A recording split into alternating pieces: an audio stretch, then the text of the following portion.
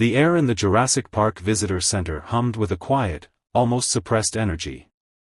Sunlight streamed through the massive windows, illuminating the polished concrete floor and reflecting off the chrome accents of the modern furniture. At a large, round table in a secluded corner of the main hall, John Hammond beamed, his eyes crinkling at the corners as he surveyed his guests. "Well, what do you think?" he asked, his voice brimming with barely contained excitement. "Magnificent, isn't it? A dream come true."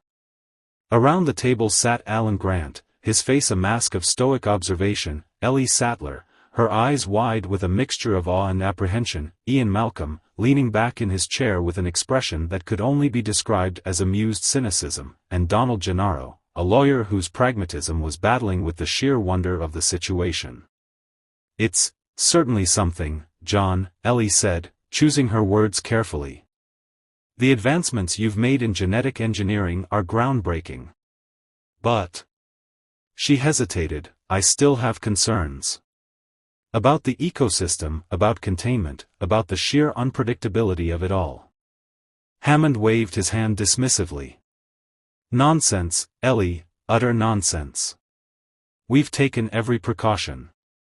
The park is state-of-the-art. The animals are healthy, thriving even.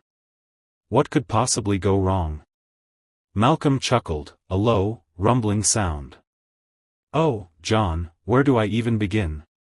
Chaos theory, nonlinear dynamics, the butterfly effect, the universe finds a way, John. It always finds a way." Grant, who had been silent until now, spoke, his voice gravelly and deliberate. "Respect, John. That's what's missing. These aren't pets. They're dinosaurs, apex predators, creatures that haven't walked this earth for millions of years. They need to be treated with the utmost respect, and contained with the utmost security." Gennaro, sensing the growing unease, interjected. "John, with all due respect, Dr. Grant has a point. I understand your enthusiasm, but my firm has a fiduciary responsibility to ensure the safety of our investors. We need to be absolutely certain that everything is under control." Hammond sighed, his exuberance momentarily dampened. Of course. Safety is paramount. And it is guaranteed. I assure you. Now, let's talk about the tour. It starts in, about an hour. You'll see the Brachiosaurus, the Triceratops, the Parasaurolophus. It's truly breathtaking." He paused, a flicker of hesitation crossing his face. "There's one more creature we have in the park. A relatively recent acquisition. We were hoping to have it fully ready for public display by the time the park opened, but..." Ellie raised an eyebrow. "And what creature is that, John?" Hammond cleared his throat. "It's a Baryonyx.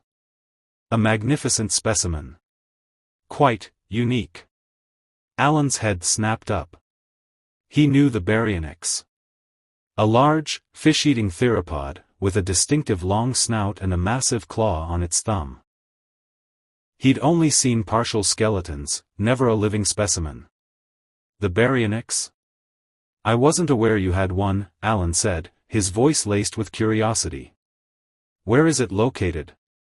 "It's in Sector 5, Hammond replied, avoiding eye contact. "A little further out than the other paddocks. And, well, it's still in the process of acclimating. Not quite ready for the main tour yet." Malcolm seized on this immediately. "Acclimating? What does that mean, John? Is it unhappy? Prone to escape? Perhaps eating its keepers?" Gennaro looked alarmed. "John, you said everything was under control." Hammond threw his hands up in a gesture of exasperation. "It's perfectly safe. Look, the Baryonyx is a bit sensitive. It's been difficult to adapt to its new environment. It's a solitary creature, and it requires a very specific diet. We're still working out the kinks." Ellie leaned forward, her expression concerned. "What kind of kinks, John? Is it sick? Is it aggressive? What's going on? Hammond hesitated, then sighed. The truth is, the Baryonyx is restless. It seems to be constantly testing the fences. And it has a rather voracious appetite. We've had a few incidents with the feeding schedule. Alan's eyes narrowed. Incidents? What kind of incidents? Minor things, really, Hammond stammered. A few mechanical failures. Some miscalculations with the automated feeding system. Nothing to worry about. Malcolm snorted. Mechanical failures? Miscalculations? Sounds like the universe is already finding a way, John. Ellie, her concern growing, pressed the issue. John, is this Baryonyx a threat? To the staff? To the other dinosaurs? Hammond looked at each of them in turn, his face a mixture of pleading and desperation. No. Absolutely not. It's just a little unpredictable. That's why it's not on the tour. We're keeping it isolated until we can be absolutely certain it's safe.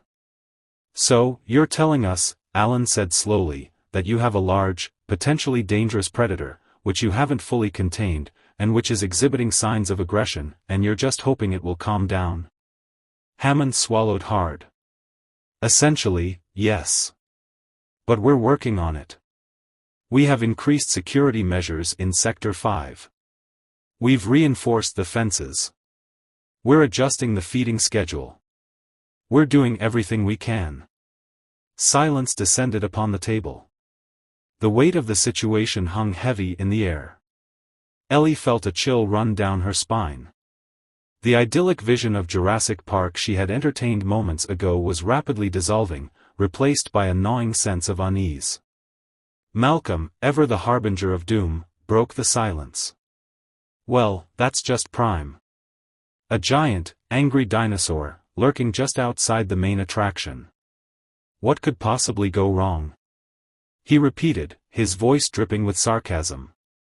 Gennaro, his face pale, turned to Hammond.